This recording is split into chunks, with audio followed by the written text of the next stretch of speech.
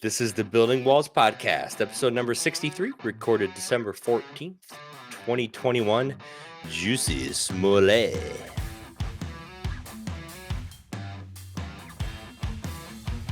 If you have a problem figuring out whether you're for me or Trump, then you ain't black. This is my little sister, Valerie, and I'm Jill's husband. Oh, no, this is Val, you switched on me.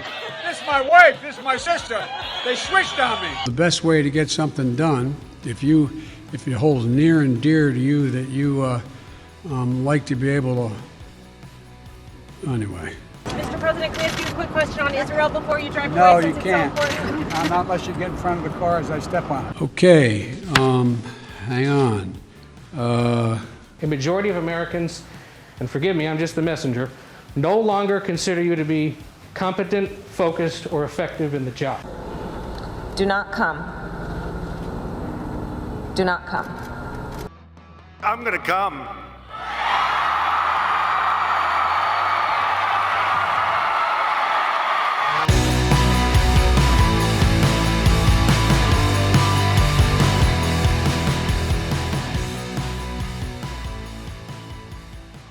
Welcome to the Building Walls Podcast. Got another good one for you today, folks. Got my man, Chris Dayton over there. What's up, people? I'm ready to go. Chad, how's it going, brother? Ready to go. Love it. Got the attack helicopter, Mr. Producer. Attack helicopter in the heartland. Yeah, the heartland. Heartland. The Middle of heartland. nowhere. Sometimes it feels like that. It does. Oh, man. So I think we got a pretty good lineup here. Pretty excited for some of the stuff. The wholesome story. It's going to be good. Dude, I can't wait for the rant myself. That's what I'm looking forward to. Ooh. Now, I like how we're changing this up. I think we're going in a good direction, right? With the rant, Chris's Corner, kind of adding in some different segments. Time to get those sponsors involved so we can cut to a commercial break, a pre-recorded commercial break. Attack helicopter. What do you think the odds are we could get a sponsor? Based on the numbers we pull, you'd be a little hard based on the numbers we pull right now. Based on the numbers you pull right now, you'd be a little hard pressed. Right now. But Ooh. we just need to, find some homegrown people who want to advertise. What about Marriott? Bonvoy. Bonvoy, the app. Plan your vacation today at Marriott.com. Right. What about JP Morgan? Oh, jeez. Yeah, JP Morgan. That's we'd be loving us, making us some money. It'd be showing. You could All right. probably get if you know the joke, if you're in the online space, Raid Shadow Legends, we might be able to get that one. Raid Shadow Legends. We could do, let's just have a 5-minute segment cut of a pre-recorded Raid Shadow Legends ad here.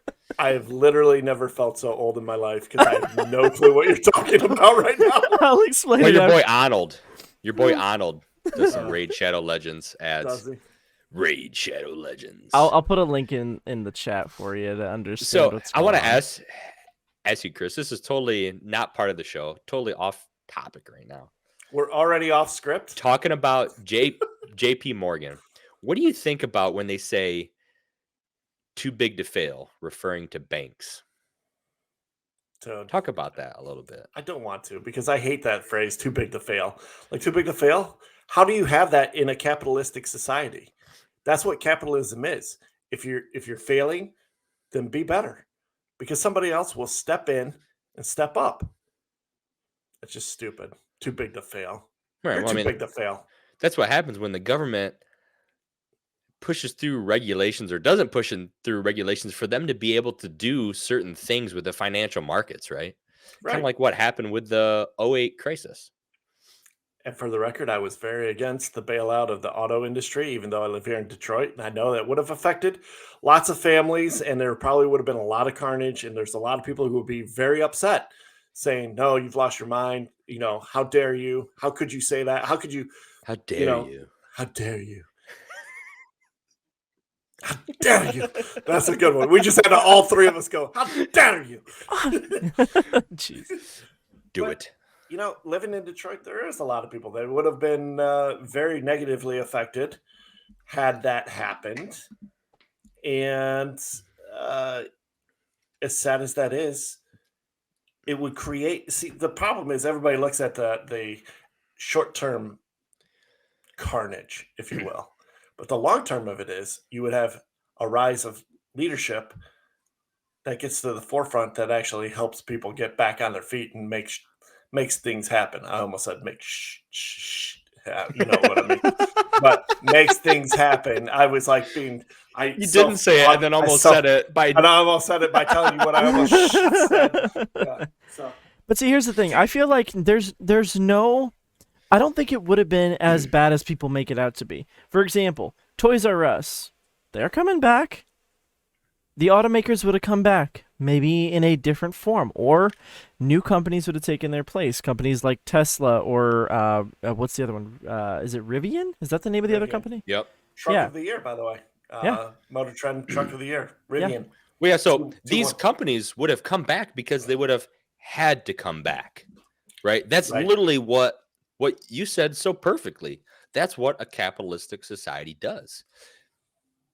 The challenge is every time when the government steps in, what happens? The government becomes your daddy, right? Who's your daddy and what does he do? Yeah. Every time the government steps in. So we talked about this on a previous show. There's nothing that the government has its hand in that it does better than the private sector. Nothing whatsoever. Spend money. Yeah, they do that better than the private sector for sure. They are great at spending money that they don't have. Right.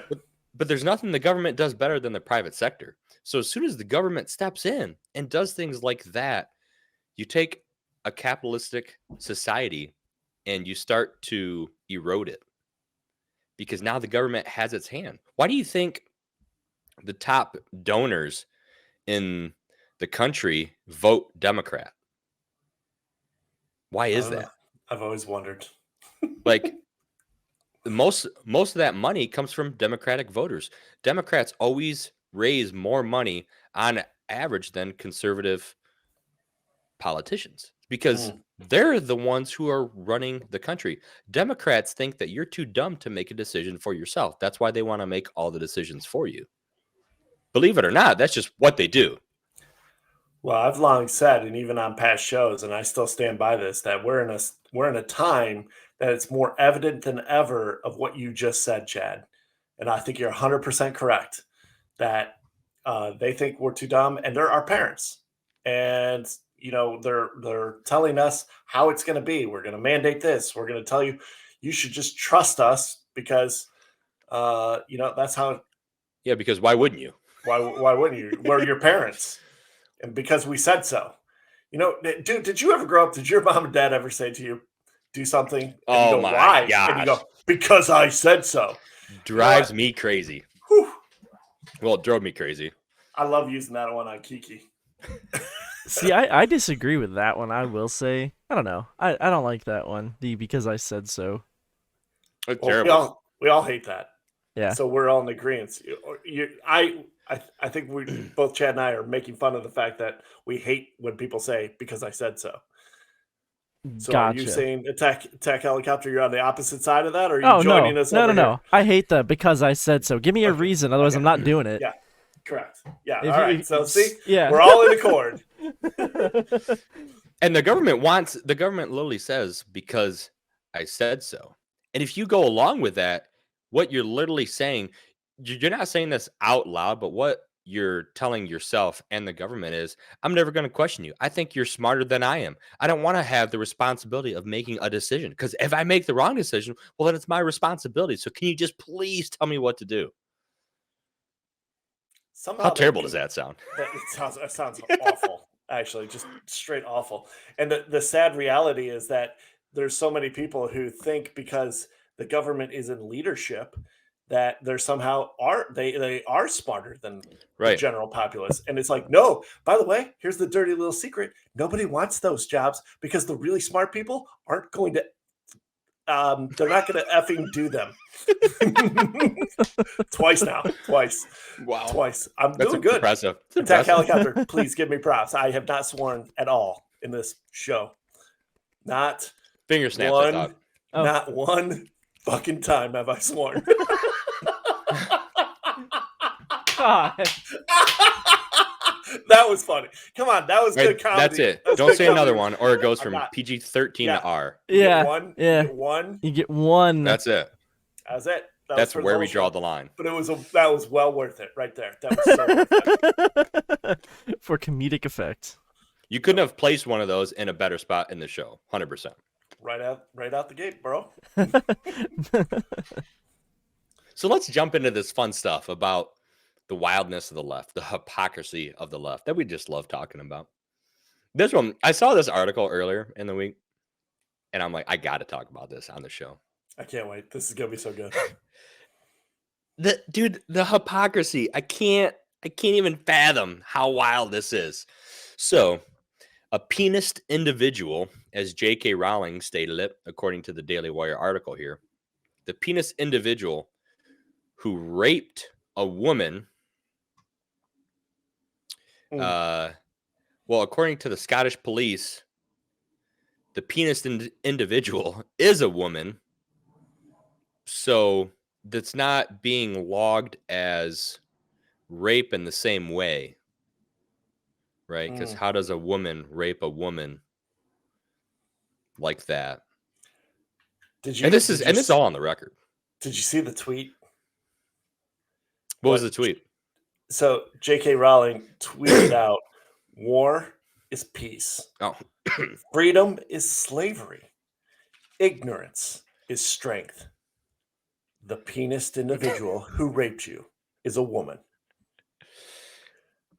Come on, man. Come on. yes. I mean, Where are we at? Like, how? How have we gotten this far that there are people who can literally, with a straight face, go on and be like, yeah, you weren't really raped. There was a woman who raped you.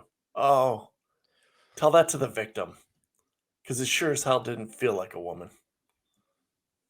right. And then they went out and had to describe all these different scenarios where a woman could rape a woman.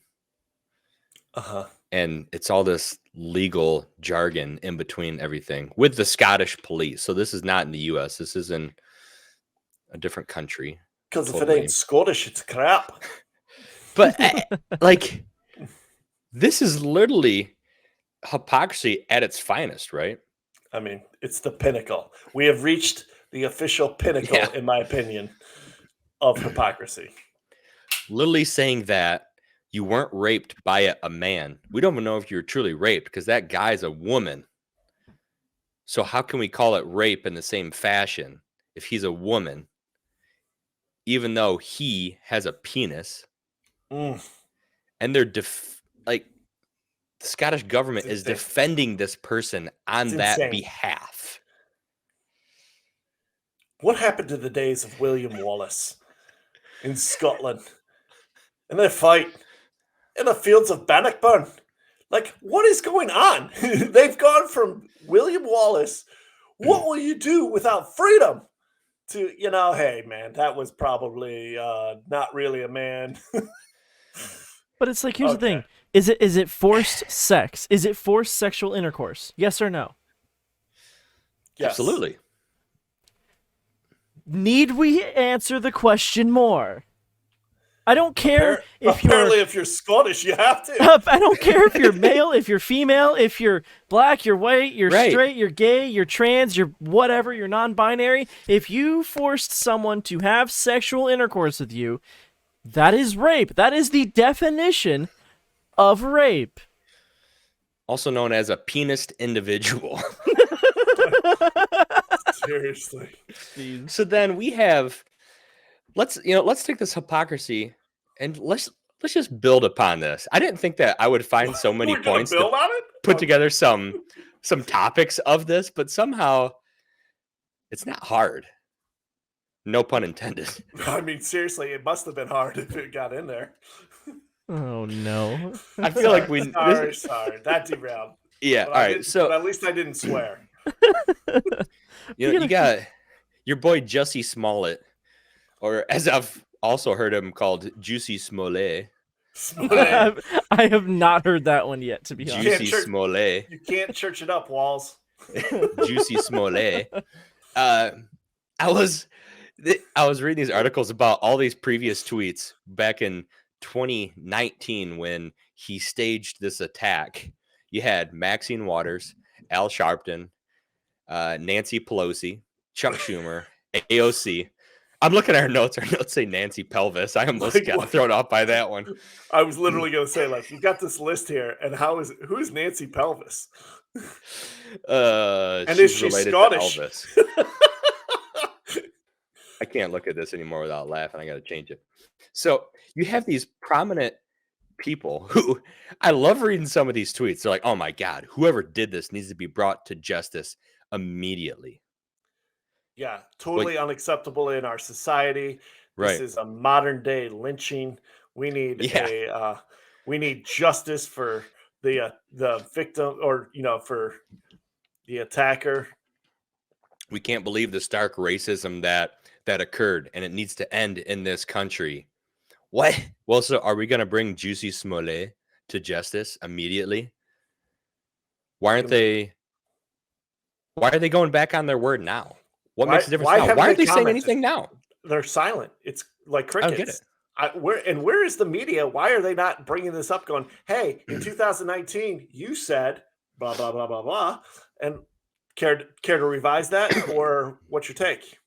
Now that the truth has come out.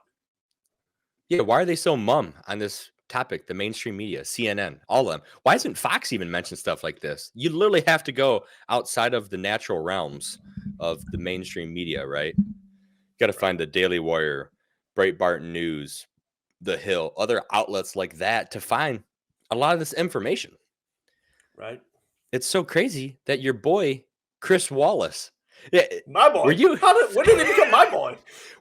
Were you following this at all? When it was, so it was, what is today? Tuesday. So it was like last Thursday, I think. The report first came out, right? That he's leaving Fox. And his comments were, he wants to go beyond politics. He wants to talk about a little bit more. Yet he says Fox News never said what he could or could not talk about. They never, told him to do certain things. And then he goes to CNN.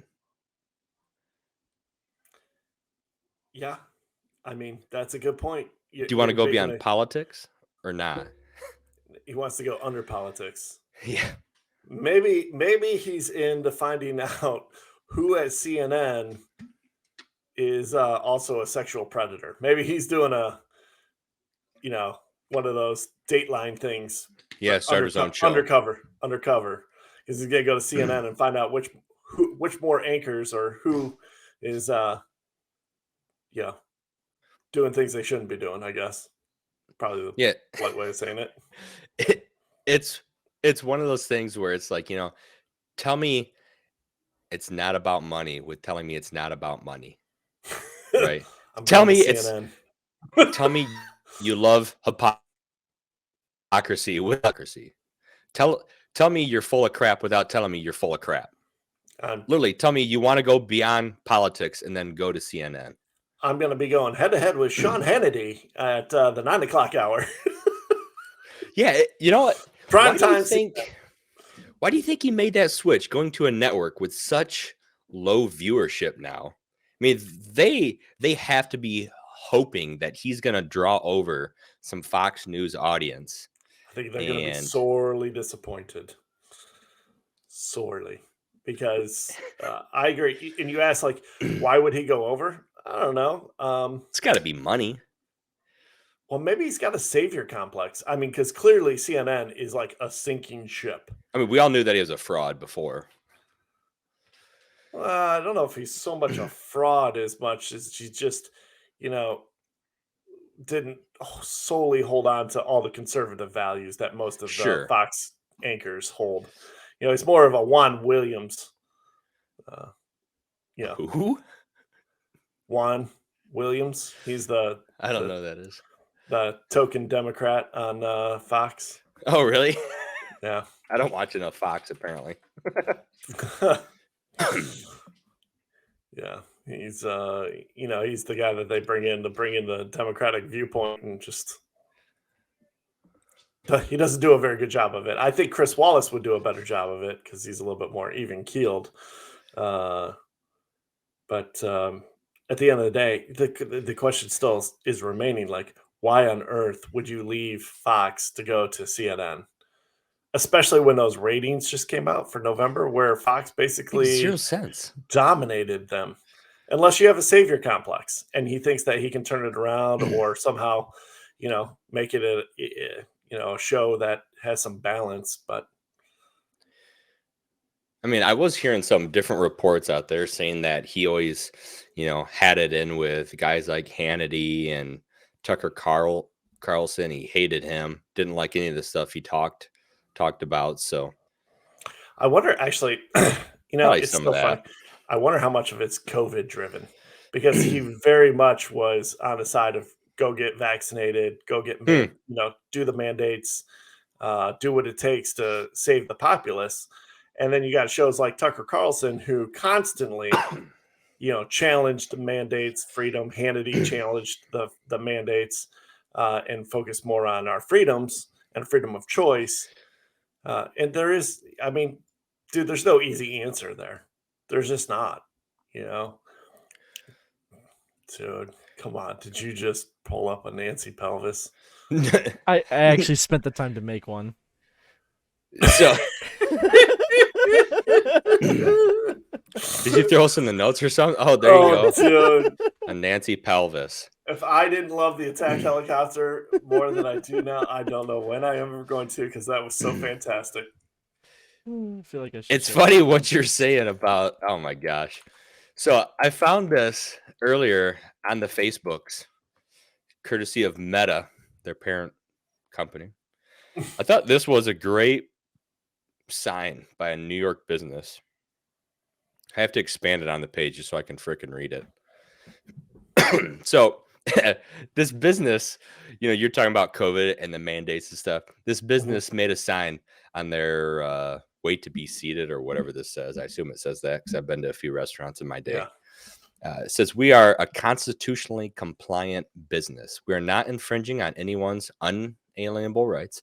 By law, we do not follow any of the governor's, mayor's, health departments, or government or other government agency orders or suggestions pertaining to social distancing or mask wearing. Your health is your responsibility. I think my favorite thing here is the first two words of the second sentence.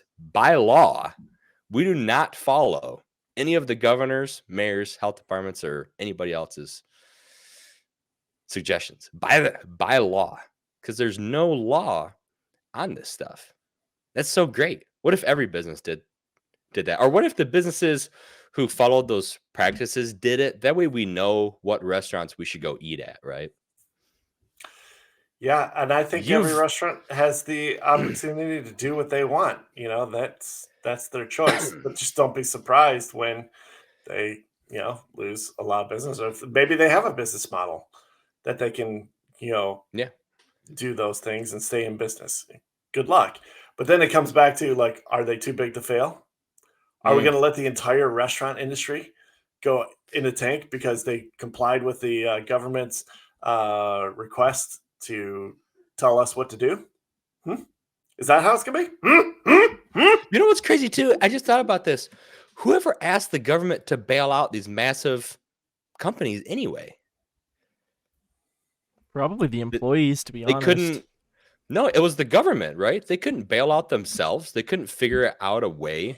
Instead, they wanted to get. I don't know how the government bails out the companies anyway, because they gave them loans that they had to pay back. Yeah, but I'm trying to figure out where the loans came from. It's interesting because one of my understandings is that's one of the first times in the history of America that the government got in, and they take the bailout of GM. I happen to be, knowledgeable of this, and they gave the buyout the bailout rather to GM, and to GM's credit, they did pay back, and so the taxpayers made money on that. Allegedly. Well, they squander it in a million other ways, but the core essence of our country is that the government doesn't make money. It's not and an enterprise, the only way that the government generates income is through taxation. That's a shared revenue model, if you will, for all the citizens. We pay taxes and then we vote on how we're going to disperse that tax money for the common good. Police, public education, fire, military, etc. Those things, right? And so this was one of the first instances where the government stepped in, gave out essentially a business loan, and said, "Hey, you're going to pay us back. We're going to bail you out, but you're going to do, A, B, C, and D, and you're going to, start building electric cars. You're going to do whatever. And once this turns around, you're going to pay us back, and we're going to make money on it." So, I mean, it was a smart decision by the government, albeit, right? But it just when you look at what actually happened, just get back to it. I'm still trying to wrap my head around how the government gave out a business loan, because we did see, if you circle back 12, 13 years now, right, there was a pretty good amount of inflation going on.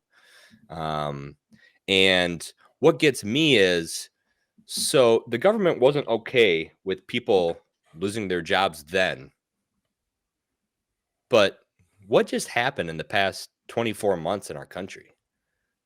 People lost their jobs and they don't even care. Dude, do you want to know one of the Yeah. things that drives me the most insane about everything with this government is that they shut down everything all in the same breath to be like, hey, this is for the common good, right? We need 2 weeks to flatten the curve, and then turn 2 it weeks into, to flatten the curve. I know, right? That's the Michigan thing. Day Hey, 776 to flatten the curve now. 2 weeks to flatten the curve. Stay home, shut down your business, do all this stuff. We're gonna have all these mandates, and so everybody lost their jobs. Everybody's showing unemployment, and then this administration is acting like they're creating jobs when we're just getting back to zero. Like, Dude, they're you're like, so right. I can't even handle it. I'm like, why are you, is Joe Biden posting on Facebook and Twitter like the Build Back Better? We've got more jobs than anything ever.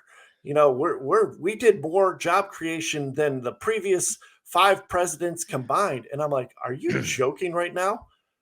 For real? Is this a joke? Are we going to just ignore the fact that the government is the one who put everybody out of jobs? And then, you let them have their jobs back, and now you're acting like you did something good? Come on, dude. I mean, come on. Chad, why? Why do you meet people like this who are like, hey, yeah, this government, this administration's building back better? I want to punch them in the face. Like, dude, are you for real? Are you that dumb? Right. I have some friends who are left leaning. I've never had anyone be like, wow, the Biden administration is out there crushing it. They're doing such good for our country right now. In fact, let me segue over to this. My wife sent this to me. She has a friend who's a Canadian. She sent this to me a few weeks ago, and it just sparked my memory here. She was talking about the lockdowns in Canada. So they have a lockdown going on. And her friend said to her, if you get caught, and I'm paraphrasing what she said, if you get caught visiting family, period, you can get fined $1,000. Okay. And then the USA just put up a requirement for a 24-hour PCR test prior to flying into Canada, which is impossible to get, she said. Or to fly from Canada and into the US, and it's impossible to do. You have to get this test within 24 hours because no one does PCR tests that fast. And it cost $350 for one of those tests in Canada. So I'm going to stop right there because my first thought when I read this is they talk about racism. They talk about, the economical and social hierarchy. If something like that costs $350, what are you doing? You're literally saying those of you who are broke, those of you who don't have $350 to blow on a test, you can't travel. But the rest of you can. The rest of you who do have money to donate to us, right? The rest of you who do have money to do these things can travel. You're literally segregating part of society by Right. doing things like this, right? I haven't heard this anywhere on mainstream media. It's insane. So, and then she goes on to say Germany's new lockdown. Canada has been under that exact lockdown for 6 months already. So part of Germany's is mandatory lockdown for the unvaccinated. But if you're vaccinated, it's okay. So she said Canada has strict vaccine passports and restrictions. They've had it for 2 years now. She said she's considered fully vaccinated starting a certain day. So then she'll be allowed to go do things outside of necessities. Air fingers quote there. She said, I was allowed at paint last night. That's gonna be a Canadian way to say to go out to a painting class. Because she paid $40 for a COVID test to show that she doesn't have it, even though she's vaccinated. Come on. So what's crazy about all of this is I know someone who is fully vaccinated, who tested positive for COVID over a week ago and is still having pretty bad symptoms to it. I thought that wasn't possible. But how are these lockdowns so wild? Why does it matter if you're vaccinated or not if we know people who are vaccinated and test positive for COVID and still get severe symptoms? What it doesn't is the make point? a lot of sense. If you're still going to be able to if you get vaccinated and you still can pass it on to other people, I mean, I think the point is, so that there aren't new variants and there aren't new at the end of the day, Chad, can we all agree that we don't want people to die needlessly? Right? Yeah, I don't think we've heard anyone come out in public and say, well, you know what? Screw it all. If you die, you die. Yeah, no one said No that. one said that. So I just think that I agree with you. Like the mandates and the lockdowns, they're irrelevant and ineffective for the results of what you're going to get a vaccine. Maybe you get the vaccine. It doesn't, if you get COVID, which you're going to get COVID eventually, if this is going to be transmissible, then you're not going to die. I mean, at the end of the day, we're trying to keep people from dying from it. But I don't know when we ever got into a society where we're now going to be like, okay, you're never going to get sick again. Really? Like, I don't know about that. I mean, throughout all of human history, people get sick. They get better. There's been plenty of plagues. Am I wrong? Bubonic plague, the Black Plague, all those plagues. The plagues.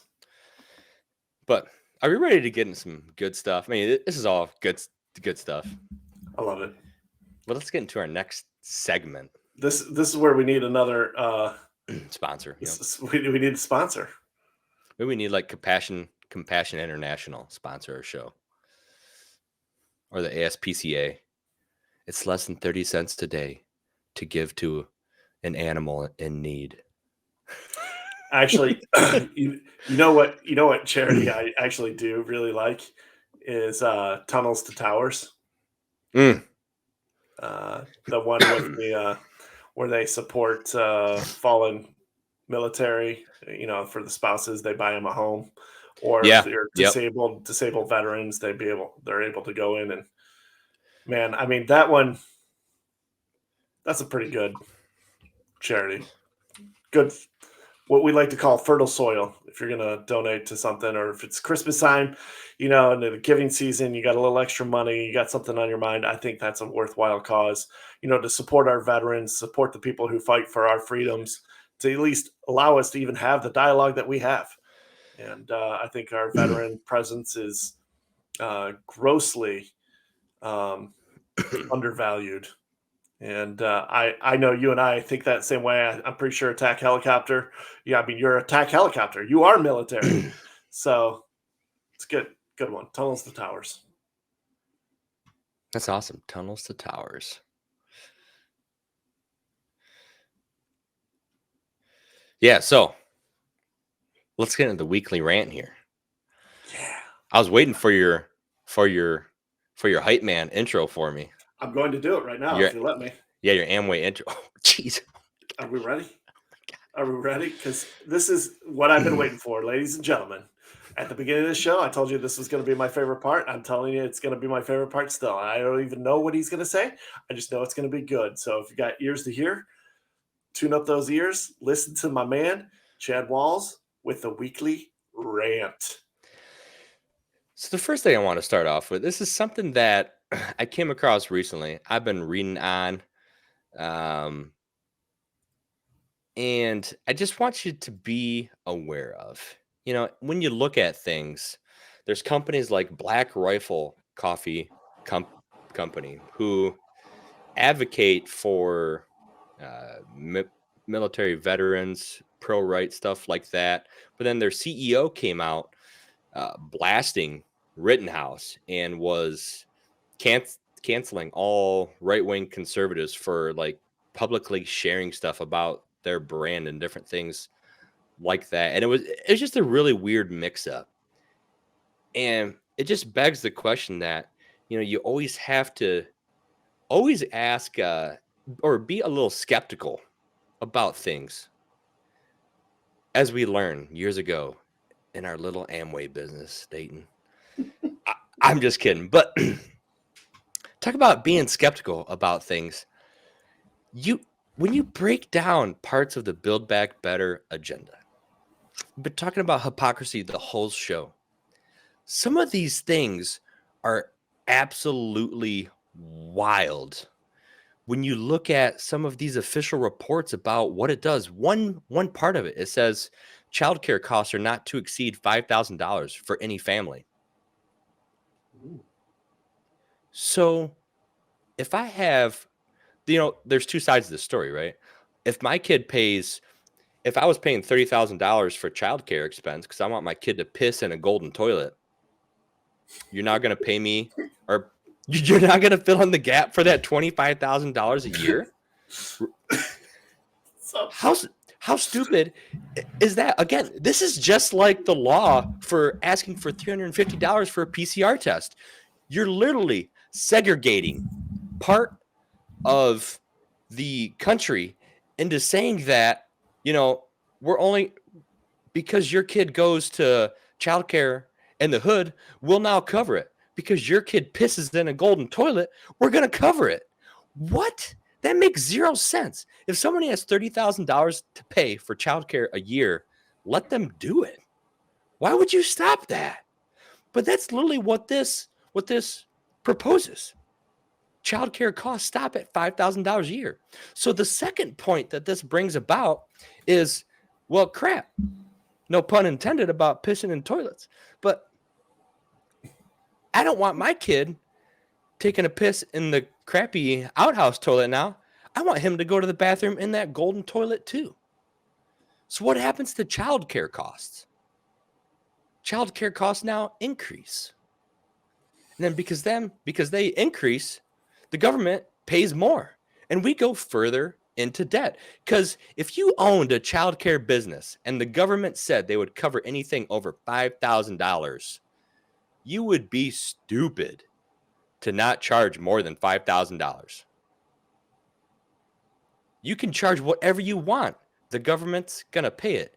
As I say this, you know what that reminds me of? Student loans. Back in the 70s, government got into student loans, right? They said, hey, we'll back it. We need to be educated. What happened to student loan costs? Skyrocketed. Because if the government's going to pay for it, why not charge whatever you want? And then you take a closer look. This is according to the CBO report about the Build Back Better agenda. So the CBO is the Congressional Budget Office. And when they were breaking down some different parts of this, part of what they said is the Build Back Better programs extended through the 10-year window, instead of having their cost hidden with arbitrary expiration dates, or it would cost nearly $3 trillion more than advertised for a total price tag of $5 trillion. That's roughly 3 times the figure most of the media have been sharing, which 3 times an amount isn't, that doesn't sound like a lot. if I give you $1 and you're like, I want 3 times that, so I give you $3, that's nothing. But we're talking about trillions of dollars. Trillions of dollars, right? A million has 6 zeros, a billion has 9, a trillion has 12 zeros behind it. That's a lot of money. And it says the previous scoring from the CBO only accounted for the legislation as it was written, sunsets included, and found it would increase federal deficits by $367 billion over the next 10 years. As the table below shows, some of the programs would be costly even by congressional standards. For example, take the child allowance, which Democrats say will cost only $185 billion because it ends after 1 year. So that's what's factored into this, is that it ends after 1 year. But no one believes they won't extend it next year, and the year after, and the year after, and the year after. The CBO says the real cost over 10 years were this to happen would be not $185 billion, but $1.597 trillion.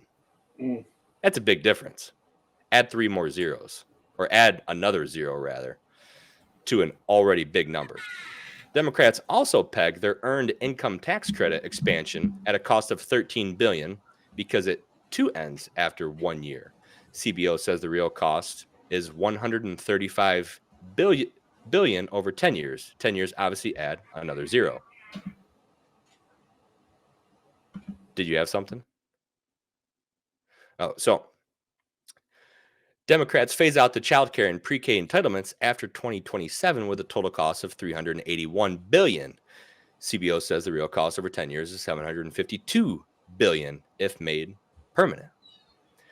They also underestimate the cost of expanded healthcare subsidies at $74 billion by phasing them out in 2025 or 2026.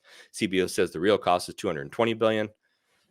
This is the real kicker for me too, of all this stuff. Not you got the child care stuff, and you have all this stuff that they say ends in 1 year. But we all know what happens when you give somebody something, right? People who are on welfare already, people who are struggling, you give them some fake money that it's like going to the casino. There's a reason why they give you chips and you don't play with your own cash. Because you can throw in a $25 chip because it's the same size and it looks just like a $5 chip. They want you to spend more money. So they say this is going to end after you, knowing it's going to be longer. And then this is literally, to me, one of the craziest things about it. They add in assault deduction, which is state and local tax. They increase that amount. So what that says is if you live in a state or municipality with super high taxes, you can use those to deduct from your federal income tax. Now, what does that do to people who live in lower tax areas? It means you're sharing that cost across everyone because the federal government's now paying for it. Mm-hmm. It's your problem, not mine, if you want to live in San Francisco and pay a ridiculous amount of taxes. There's a reason I don't want to move to San Francisco. There's a reason I don't want to move to California. The hypocrisy of the left is insanely wild. And what's crazy is all of the data backs it up. All of the facts back it up. Why is this not on mainstream media? Why is this not being talked about ad nauseum from the news outlets to let the public know what's going on? This stuff is sickening when you look into it and read about where the government's taking us. It's awful. NRAM. One ring to rule them all. That's so what I drawn out. I had that ready to go. Lord Sauron, he was a Democrat. Dude, some of this stuff is mind-boggling. You know, it is. And I'll tell you from the Democrat side what the problem is with your rant. You used facts. How dare you use real numbers and to quote data? That's not fair. That's crazy, right? That's Looney Tunes. Gotta pass the bill to see what's in it. Right, Nancy? Dude, that's politics at its finest, right? We're going to add this in, but it ends after a year. Yeah, they're doing a singular. It's it makes it Right, easier but to continue it. So they've already been paying Americans for 2 years now. So now this would be year 3. So at what year does it not become one more year anymore? look, they have continually made poor decisions from the leadership positions of this country, where you're handing out money, so you're decentivizing people. Then you decentivize people's freedom and autonomy by placing mandates on their workplace. I mean, just those two alone is creating the massive problems that we have in the economy. This is not rocket science, but if you continue to go down this path, you're in a position where this is not going to end well. Yeah, so I mean, I know that you've done this too. I've done some different things where I've been in some different roles in my career where I've had to hire different people for various roles. And two of the things that I always look for when interviewing someone is someone who's willing to learn and willing to work. Yeah. You have to have those two things, right? You have to be willing to learn and willing to work. Because if you're not willing to learn, then you're never going to grow. Yep. Right. You're never going to do more. You're not going to come into our system and be successful with it. If you're not willing to work, well, the Bible says you don't work, you don't eat. If you're not willing to work, what's someone going to pay you for? Yeah. So what you just said, Chris, is literally the government's decentivizing people in those two areas of life. They're decentivizing people to want to learn, and they're decentivizing people to want to work. Because if we're going to pay you, why would you go to work? And if there's no need to work, why is there a need to learn anything, to improve, if the government's just going to do it all for you? I get it, man. I get it. But I think at this point in this show, we need to talk about a wholesome story. Would you agree? Dude, the wholesome story is a good one. It's all you. I'm totally going to give you mad props because, ladies and gentlemen, it's our fearless leader, Chad, who has found this wholesome story, which is fantastic. And so there's the anti-gun people who say that the Second Amendment is only for those older weapons that were used back in the 1700s, the 1800s, back when the Constitution was written, and we're only going to use muskets. That's what the founding fathers had in mind, that they said the Second Amendment is only for those kind of weapons. Well, and then this guy's firing cannons. He's like, you know what? Hold my beer. I'm going to fire off. That's true. Fine. I got a dispute with my neighbor. You don't want me to use a real gun? Awesome. Got a cannon. 8 days. Line them up, baby. Fire! Trench warfare. So fantastic. Dude, imagine looking out your window and you see this little spark coming down from a fuse. Then you look a little closer. Maybe you have to get some binoculars. There's a goddamn cannon sitting on your neighbor's lawn. Fire in the hole! This is a photo of the confiscated cannon right here, and here's their property. Could you imagine looking at that thing? Line up the artillery. What the hell is going on? This dude's firing a cannon at me. Well, you know what? That's some good wholesome fun right there. I mean, if you're not living, you're dying, right? I get it, man. If you're not living, you're dying. Abby. Chad, the question is, would you ever fire a cannon? Absolutely. So I probably would too. I mean, I'm not gonna lie. I mean, I'm not gonna fire it at somebody per se. But if I was at a sporting event, they had the cannon there, you score a touchdown, light it up, baby. Let's fire away. I'm gonna go off topic again. A little bit. Give me your take on this. I feel like part of the reason why some people are so anti-gun is because they don't truly understand a firearm. And I think that if you had people who maybe everyone was taught how to hunt for their own food, right? You have this firearm and you see the impact that it has, or you go to a range and you shoot down and you shoot some targets, right? Mhm. And when you do things like that, you start to understand what this thing in your hand does. You start to understand that when that thing blows a bottle up, rips a piece of paper into shreds, can take down a deer, a moose, whatever else, you start to understand that that weapon in your hands can take a life. And it gives you a little more appreciation for what it is. That's why people who carry guns lawfully typically don't commit crimes. It comes from the people who don't lawfully carry a gun that commit crimes because they don't have a good grasp of what this weapon does until all of a sudden they take a life.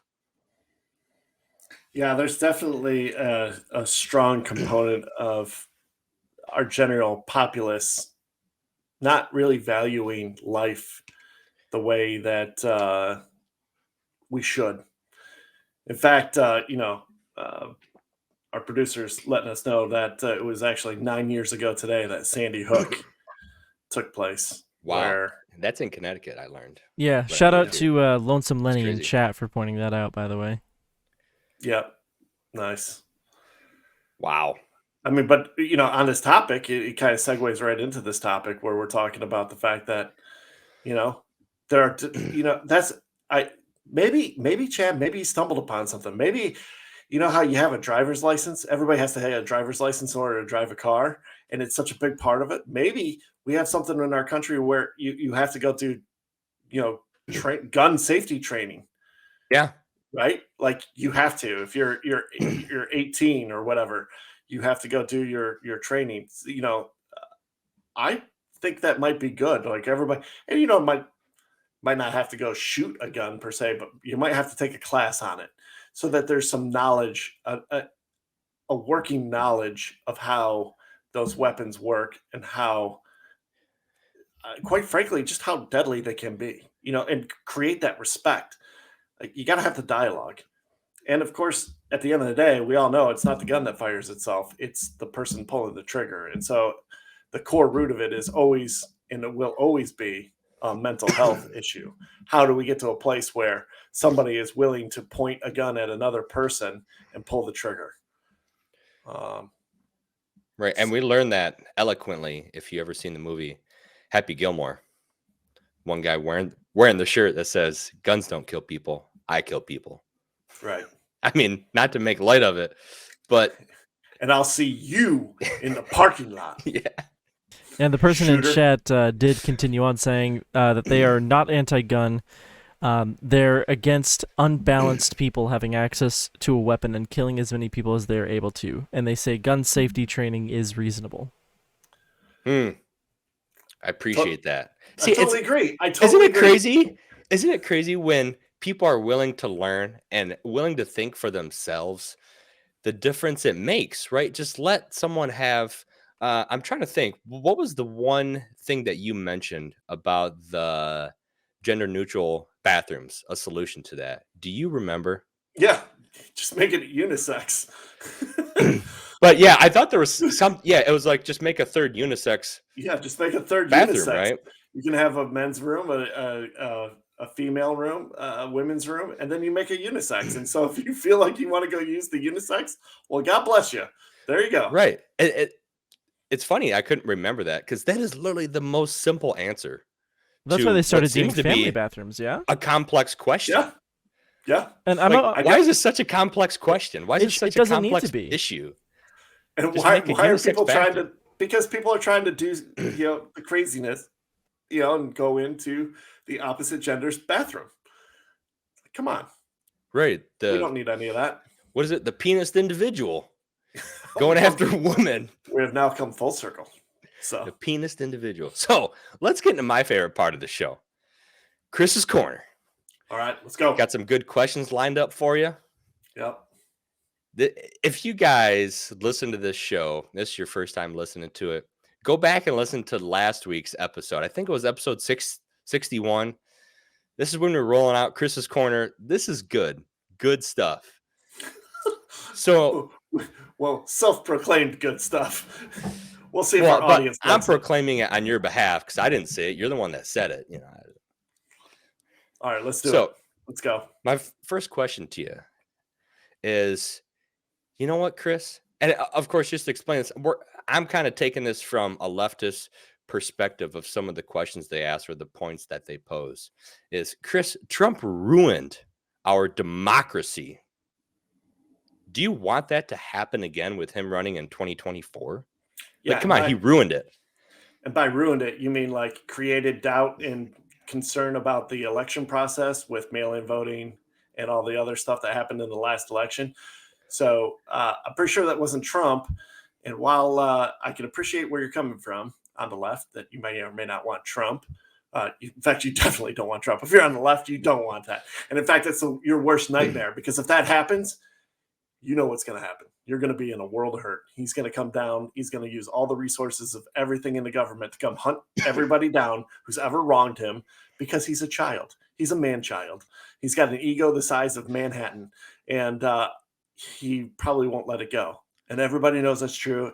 Everybody knows that the president is one of the greatest presidents of all time. He's going to be the greatest president that's ever happened, and he's going to run. He's going to get a second term. But you know, Chad, at the end of the day, if somebody says that Trump ruined democracy, I can assure you he more just highlighted the ruin that's coming, because it's pretty well noted that the left did whatever it took to ballot harvest, to count votes. I mean, I'm never going to forget the videos that I saw of, you know, the ballots being counted after everyone left the room in Atlanta, Georgia. You know, they had video of that, and nobody wants to talk about that stuff. Nobody wants to talk about what happened in Arizona. And hell, I live right here in Detroit. Like, you went to bed, Trump's up by several hundred thousands of votes, and then wake up in the morning and, oh, great, now you lost. Really? Where did all those come from? Because I'm going to call BS on that. And I think that that's more what's ruining our democracy than anything else. The fact that nobody really has any full faith and trust in the election process. My second point here, Chris, is why is it so bad to include critical race theory in schools? I mean, this is just teaching history as it actually occurred. But that's not it. It's not teaching history. It's teaching people to segregate. It's literally the opposite of what you're trying to accomplish. And that's the problem I have with the CRT is they're literally resegregating and saying we need all these things for ourselves. And I can't stand February. I cannot stand Black History Month. I'm all for history, but you know what? Why are we relegating that to 1 month? When did Black people only get 1 month? Is that implying that white people get all the rest of the 11 months, or we don't even have a month? Like, how about it just be our history? History is history, and changing history or changing the narrative is a really unwise thing. And furthermore, you can't. How is it helping to create a narrative that this country is evil, racist, and can never do any good? How is that going to make the world a better place? Even if you thought that was true, which it's not true, but even if you thought it was true, why would you continue on that narrative when the end result is you're getting your manifestation of a crappy place to live in? Why don't we just come together?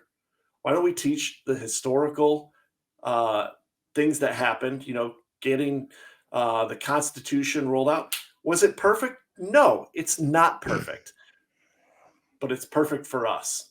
And it's the best damn country in the entire world, in the history of the world. So there you go. All right, so the third one here. This has been great so far. I'm on a roll. You know, Chris, it's not men competing in women's sports. It's these people who believe that they're women, and deep down they are women. They should be able to compete in women's sports because they are women. Dude. And did you see this? I mean, Oh, that's how I feel about how dumb this topic is. And like, you got male genes, DNA. It's exasperating. Chad, I'm exasperated at having to explain that the vast majority of males, can physically outperform women, specifically in sports. So why are we going to let a biological DNA proven male compete in a women's event and then be shocked that they're like, oh yeah, that was easy? Well, no kidding. What a shocker. You're a real hero. Can't compete with your own, so let's dumb it down a notch and go, with a lesser DNA structure. Not that women are less in any regard, because that's the thing. We can go back to the balance of men and women. We're created differently. That's a good thing. That is not a bad thing. That's a really damn good thing. Can you imagine if we were all the same? That would suck. That would be terrible. We'd love having the differences, but when you get into, it's like I always say, dude, Chad, and this was honest to God, this is one of the best things I've ever heard. And I heard it this year. I'm 45 years old. I've gone through most of my life always kind of knowing this, but not being able to articulate it. And I heard it best because Tony Robbins is the one who said this. And I was sitting in the fourth row in a conference of his in Dallas, Texas this summer. And he said, the problem we have is that everybody wants to be equal and everybody claims that they're equal. And in God's eyes, we are equal, but we are not equal in the marketplace. And you know what a marketplace is? How about the NFL? That's a marketplace. How about the NHL? Marketplace. NBA, marketplace.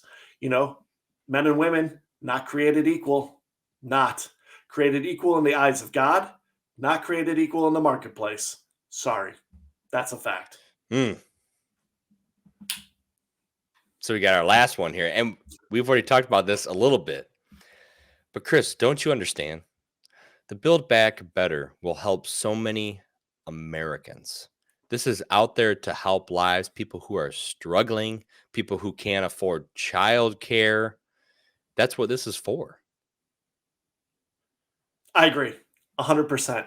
So let's break down the entire Build Back Better bill as its own individual and take it by its merits. Tell me, why do we have to put it all together in one?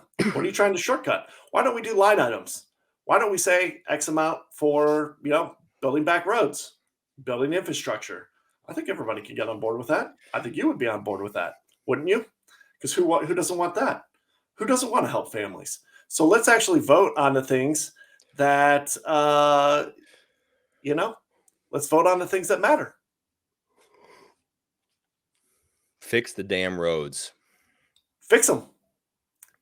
Let's earmark. Why do we have to put money in for the roads and also for the spotted owl? Like, get out of here with that. Nobody cares.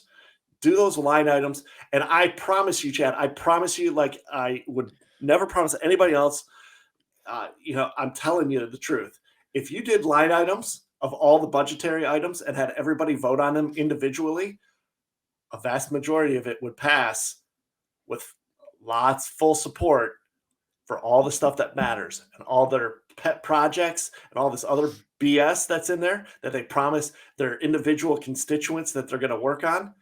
That would go to the wayside. Dude, that as we wrap up Chris's Corner here, that is for real the best idea I've ever heard regarding a change in the government, because I don't think we need term limits like in the Congress and stuff like that. I don't think that's necessary. That's why we vote every 2 years, 4 years on different things. But imagine if when those elections rolled around, you could view the public record, because you can view the public record of how your representatives voted on certain bills. Mm-hmm. And then imagine every bill was broken down into the line items, right? It wasn't a bill, it was per line item.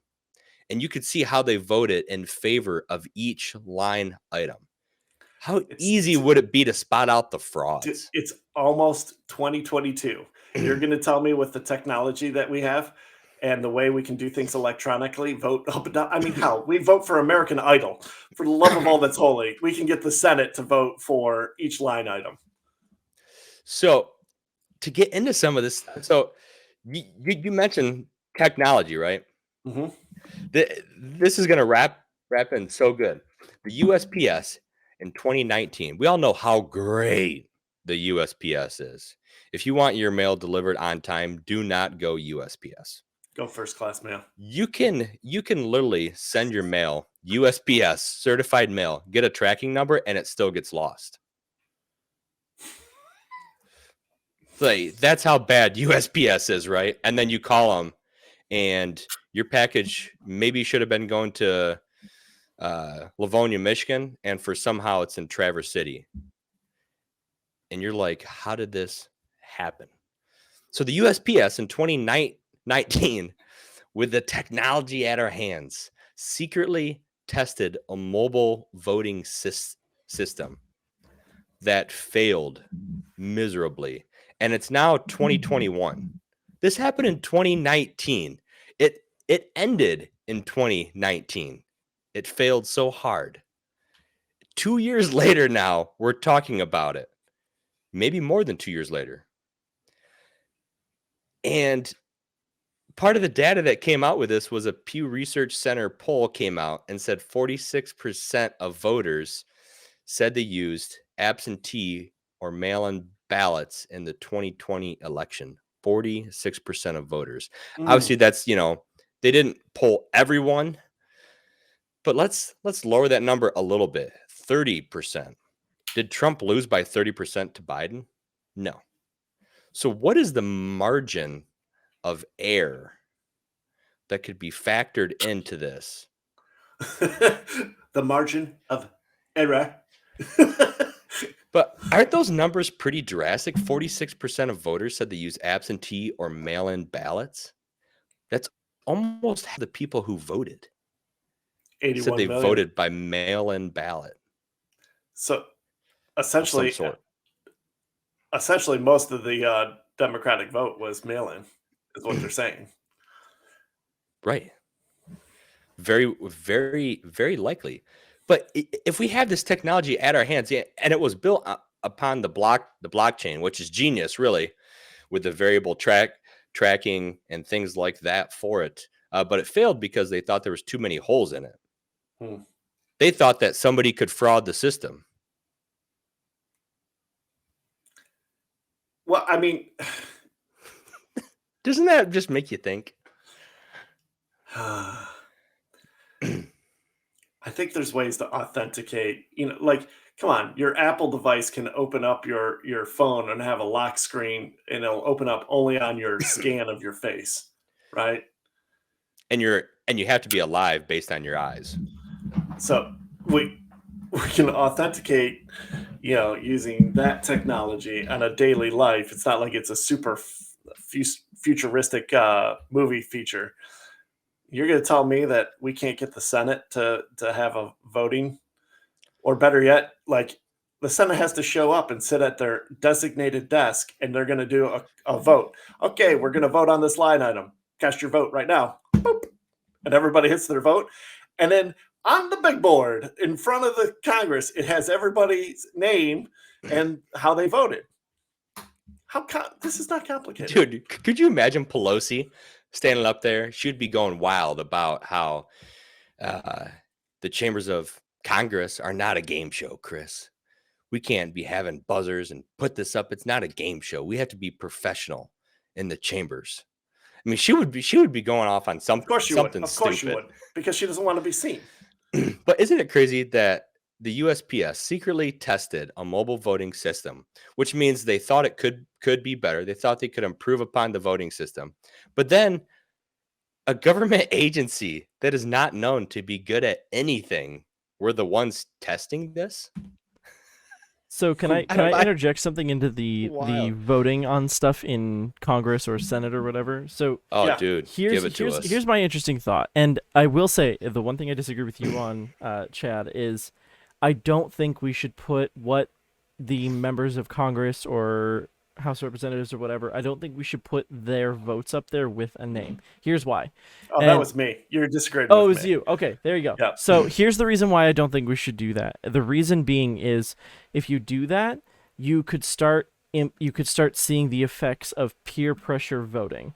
So if you could see, for example, if you have someone that you're trying to impress, a colleague of yours, for example, what you're going to start seeing is someone's going to look at that and be like, oh, well, you voted like this, so now we can't work together or something like that. So I feel like that starts to introduce some kind of turbulence and rubbing. And again, I'm not saying people shouldn't.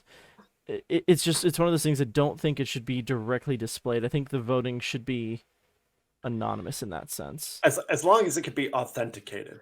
But I mean, I think it could be voting is already authenticated. a public record. There's already public record on how they vote on certain bills, so it's no different. That's true too. That it currently the way it is done, and maybe that's to the point of attack helicopter right here. Right. Maybe that needs to change. Right. So that people and can maybe have maybe more the of biggest autonomy. problem with it is just that there's that sort of, again, that peer pressure, right? And so you go ahead. Yeah, to your point about that though, is the public record, or the voting is a public record, so that the constituents can know how they voted based on who they elected. So the peer pressure in that case would actually come more from the constituents, or it should, versus their colleagues in the government. And if it comes from their colleagues in the government, it should help them to learn to have a discussion about which way they should vote and why. But I think we're not at that point in the country right now. I think we're too much so at the point where there's too much divisiveness in political voting that I don't think that's something that is feasible right but now. But it should be already a happening. public record. You're right, it is. But I feel like we're not at the point where we, as a country, are able to have open discussions and debates about topics we agree with, disagree with. Instead, it just turns into oh, well, you voted this way, sure. I hate you, so you're voted this way, I hate you, blah, blah, blah. And it's just this constant infighting for no reason. It makes no sense. At the end of the day, the reason we vote is we're trying to do what we think is best for the country. That's it. That is what everybody has, the same common goal. We just may have a different route of getting there. And we can agree or disagree on the route we take to get there. I think that, that's perfectly natural and a good thing. But the problem is that we start seeing all this fighting and this turmoil getting to that point that we're not at a healthy place as a nation to openly be showing off politics, but I think we should be, if that makes sense. Absolutely. Yeah. This Well said, should all my be man. a public forum. Yeah, absolutely. Yeah. Well said. So to get into the next topic here. Where's this guy going? I guess I'm rolling solo here for a second. If you're on the live stream. So Dan Crenshaw came out with an Instagram post. And it wasn't just the fact it's Dan Crenshaw. This is all over the news. But what a great opportunity to see a national catastrophe occur with the tornadoes that happened in Kentucky, right? National catastrophe. And Joe Biden goes on the mic, a hot mic, to chat about this stuff. And Joe Biden's talking about how tornadoes are getting worse because of climate change. It's getting warmer. The severity of tornadoes, the severity of storms is getting worse. What a time. Part of the country is in a meltdown, right? Had a catastrophe, hundreds of people reported dead. And your president is going to get on the mic and talk about climate change. When in fact, the facts are in stark contrast to what he's referring to. The number of,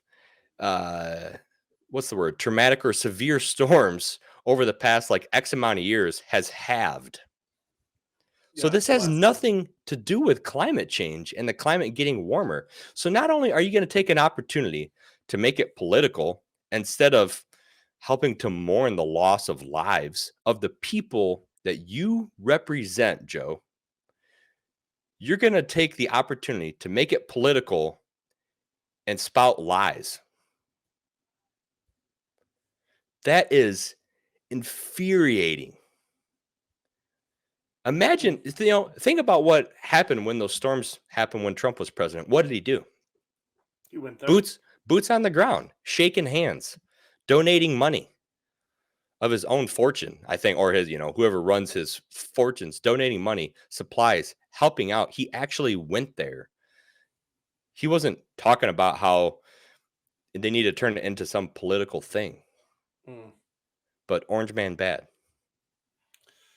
It's just the travesty that any politician, whether they're on the left or the right, decides that they're going to leverage, any situation and turn it into a political agenda or a talking point when there's been a loss of life. It's really sad. And kind of to, Matt's point earlier, that we're just in a bad spot as a country. We're too divisive, and people just kind of lost a little bit of compassion along the way, honestly, for one another, for human life.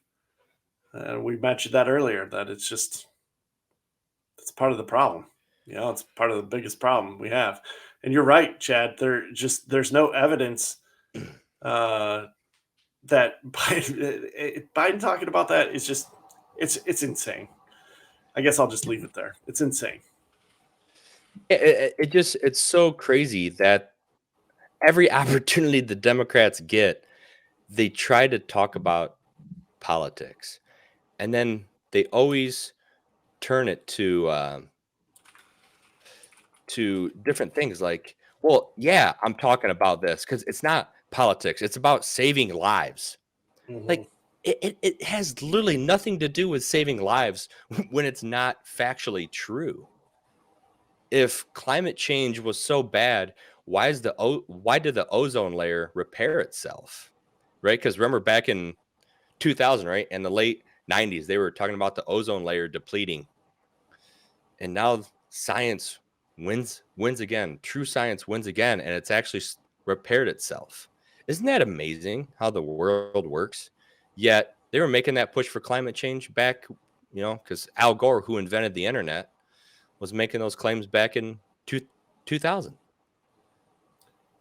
Well, yeah, I mean, the problem with the climate control and the climate change argument is that there's a lot of uncertainty, and we have a lot of data to suggest that the climate doesn't change as fast as people think it's going to change.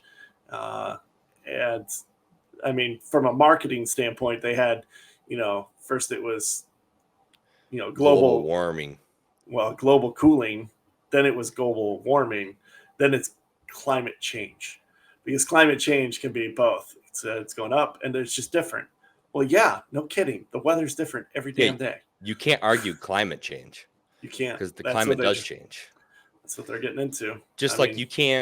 You can't argue evolution when they refer to it in terms of microevolution. Like bacteria becoming resistant to certain antibiotics. Correct. You can't argue that. It evolved. You're and right. Like that, they make claims like that for evolution and climate change all the time. Like, that's such a great point. There's always the jump, though. They always take, the baseline that's, rooted in the truth and the reality, and then they make the jump.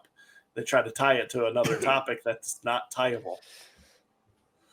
Right, but global warming, climate change, whatever. Dude, the real reason, that I have a problem with everything is just both sides do it. Absolutely. The Republicans, all they do is just hammer away on what the Democrats are doing. Right? That's all they do. Just provide your solutions. I kind of want to see a whole new change on a whole new landscape. I don't give a crap if you're a Republican or a Democrat. I don't care if you're independent. I don't care. I want to know what your solution is, and then I want to vote on it. And if your solution sucks, I'm going to tell you why it sucks. By the way, did you see what Elon Musk said about the Build Back Better? No. Like, oh yeah, the infrastructure, and we're gonna make all these, electric charging stations. He's like, no, take that out, delete that. It was very abrupt, and like it was with the Wall Street Journal. He was doing an interview with the Wall Street Journal, and the interviewer, the journalist, had no idea what to say. She was like, "Oh, okay." He's like, "Yeah, delete that." Do you think that's gonna help? No. It was awesome. That's so great. Maybe we'll bring it up in the next week's show, but I'm telling you, man, it's chaos. But I would love to see people just focus on their solutions, and let's argue the merits of your solutions as opposed to arguing, what doesn't work, which is telling everybody else that they suck all the time. Yeah, and I want to bolster your point about some of that too, because you're very true in what you said, where these things happen on the right. The best example I can think of is you see pundits on the right always say about stuff like this, like these people hate your country. They hate you. They don't care about you. They don't give a lick about anything about you. And you're like, yeah, that's not true for everyone who votes left. Right. That's just true. Not true. I got lots of friends that are Democrats. That's not true.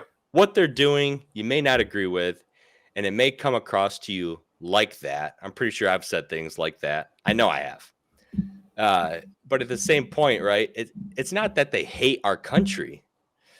They're just very misguided in different ways from our viewpoint based on the facts. But I want to play this last video here. I think this is great. I don't know if you had a chance to watch it yet.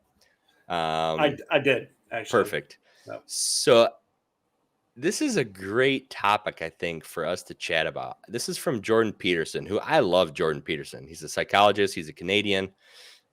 He gets into some really good philosophical things and always has really good reasons for backing them up. Mr. Producer, if you have this video queued, let's roll this. I want to chat about this. I think this will be a good way to wrap up the show. Once you make about $60,000 a year for your family, but let's say for you personally, additional income has zero impact on your quality of life. Zero.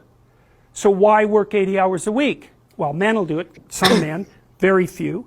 A handful of hyper-competitive men who are obsessed with hitting the pinnacle of the given dominance hierarchy they're in will happily work 80 hours a week, and they'll forego everything else. Relationships, family, children, way in the second category. And so those men are often very difficult to live with too, because they're so obsessed with their career. It's hard to have a relationship with them. And maybe they don't have much of a relationship with their kids, but they're damn good at what they do. And part of that is they're smart and disciplined, and they'll work non-stop all the time.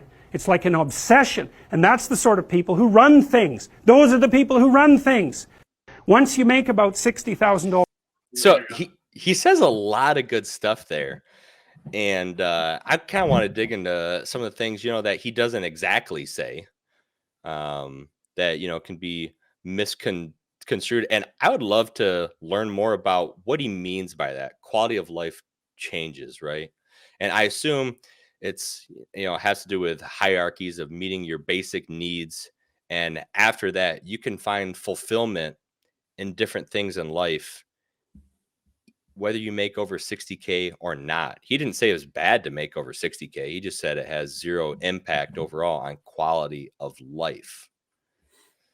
Yeah, right? I think he's working from a baseline of like existing, that essentially at $60,000, you're able to do, by and large, a lot of what you want to do. And so, north of that, now you're just keeping score, against the rest of the populace. So, money equals choices, Chad. That's what it is. And the more money you have, the more choices you have.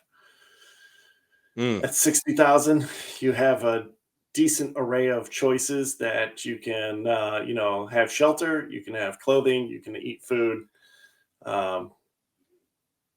I think that's where he's kind of going. Right. And then, yeah, there is the competitiveness. And I think our capitalistic society kind of lends itself to that, you know, we're rewarded for doing that and forsaking.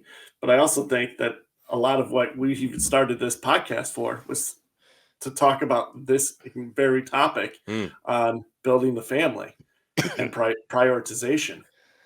And I think a lot of people who are never going to reach the pinnacle of their career, they're never going to be the guy, they're never going to be a Zuckerberg, they're never going to be an Elon Musk, they're never going to be a Donald Trump.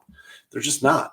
But they chase that in the hopes of kind of wrapping their self-image into, I'm part of the pursuit.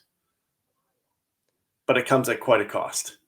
And I think that cost is now showing itself, that we're seeing the results of the absence of, the home unit.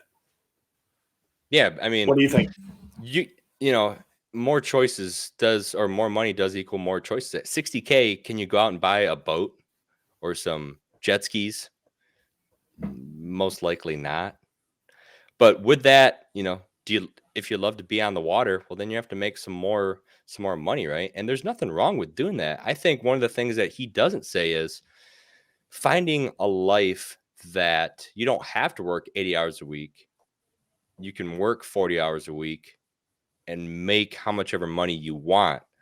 And if you bring to the marketplace, like you said, they're equal in the eyes of God, but they're not equal in the marketplace. So if you figure out how to bring value to the marketplace, you can work a life where you don't work 80 hours a week and you make more than $60K.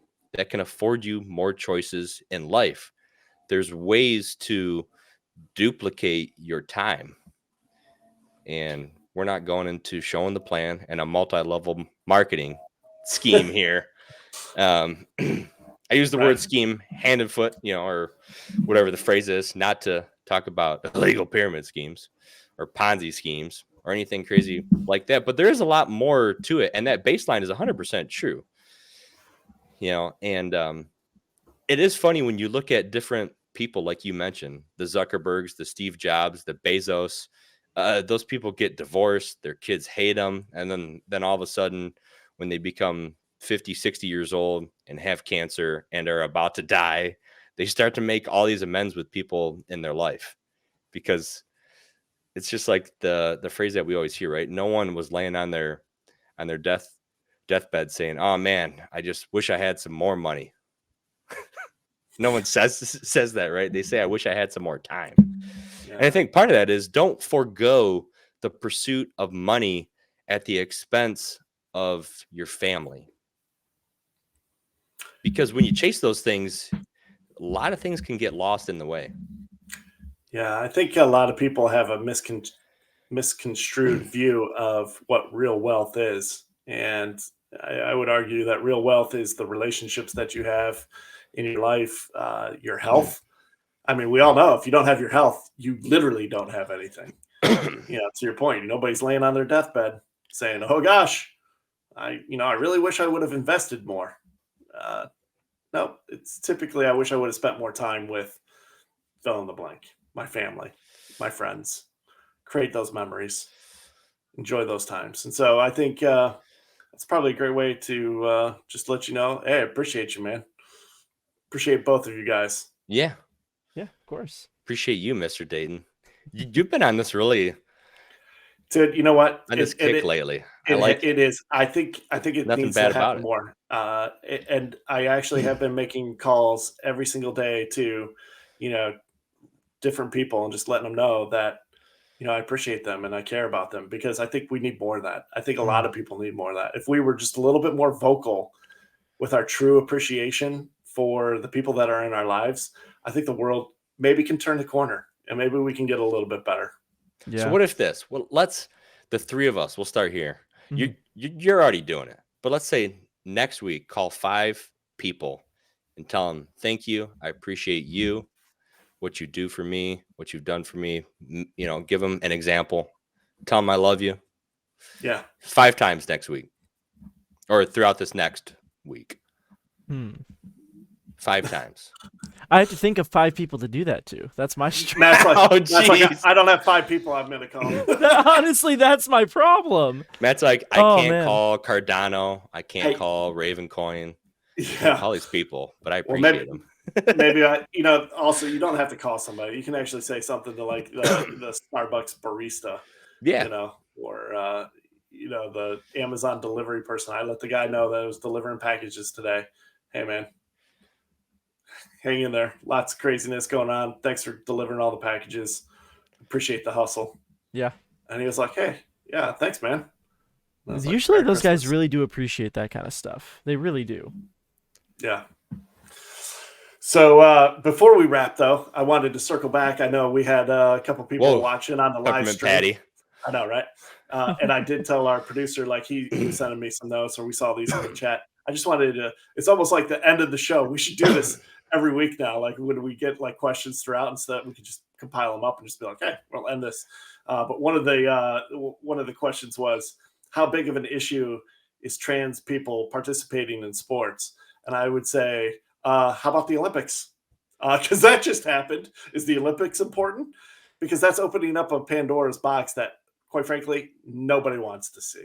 But Yeah, I think and it's not that it's a big issue now, but it's the fact that it's an issue in different areas where, like, a male swimmer or a biological male swimmer was swimming with women, and it's the article from the person who wrote it in the interviews that were taken were saying that the female competitors were crying before they went because they knew they had no shot at winning. So if we continue to let this happen, it's just going to exacerbate the issue. Him tormented them by laughing, going, "That was easy." Yeah. So yeah, it's an interesting question. They had a couple others too. They did mention they were talking about in relation to the Build That Better program. Their concern is how the money is going to be delegated. And yeah. Well, itemizing it is going to really highlight that delegation. Yeah, it's all itemized, and some of this stuff is wild. I mean, you really have to dig into it to look at like the salt tax. I mean, that's really a distribution of wealth, is all that is. It's a lot of smoke and mirrors. It's crazy. And then I think they had they were talking also about Joe Biden, how he should have been more sincere rather than making the comment. And they said, however, he is a good man, is their personal belief. Again, I can't completely disagree with that. I don't think that personally humans are inherently evil. I think humans are inherently not perfect and make mistakes. But I think part of it is... Oh, go ahead. Yeah, I mean, the facts are he's been in the government for over 40 years now. And maybe him becoming president, due to his mental health that no one really knows what's going on or not, kind of put him in an awkward position.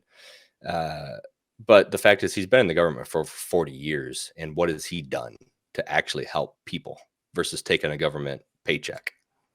Yeah. And then also mentioning catalytic converters on autos make a huge difference in air quality, which I have to agree with that. I think that I mean, there's no evidence to prove against that. I don't disagree with that. I think. Right. I'd like to see the numbers on what percentage that vehicle exhaust is to the overall pollution, and what are the facts of whether or not that really does make a difference. And if so, that's the case. Why all this talk about climate change? I'll just say this: if you were really certain, if as a country and as a body of the United States of America, if we're truly concerned about the environment and going to make that a top priority, then quite frankly, we don't have a problem. We have a problem with China, and we have a problem with India.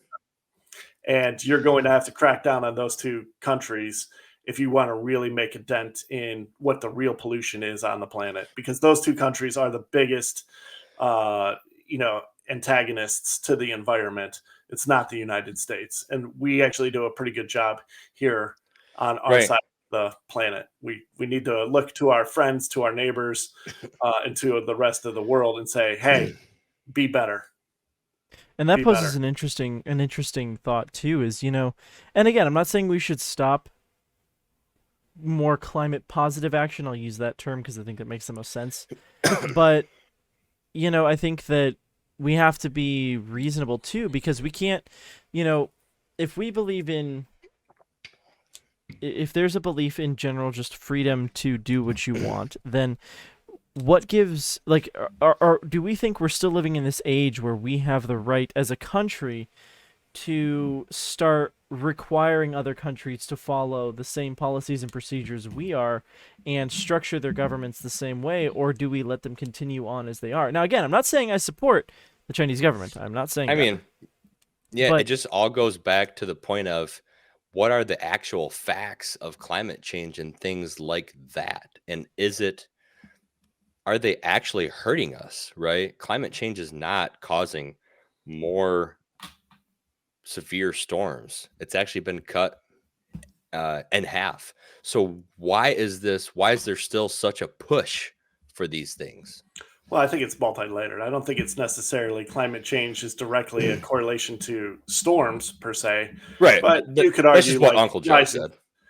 you could argue it's like is it rising waters and things like that? But like if you're Barack Obama and you really believe that this is a problem, you probably don't buy an ocean coastal front property that's multi-million dollars for Martha's Vineyard. But Right. there's that. I mean, I'm just throwing that out there. Right. We're just laying out the facts. Just laying out the things that actually occur. I mean, that is a good point. If you're concerned about rising sea levels, you probably shouldn't buy an oceanfront property. Right, Yeah. but you're buying houses in the Hamptons Yeah, or in Martha's Vineyard. Yeah. it's a bit weird. I'll say that. Not sure. It's what my 11-year-old would call sus. That's That's sus. That's sus. Oh, it's But hey, so weird. I definitely appreciate the questions, by the way. The questions, it's awesome. Giving out different viewpoints or just questions, period, right?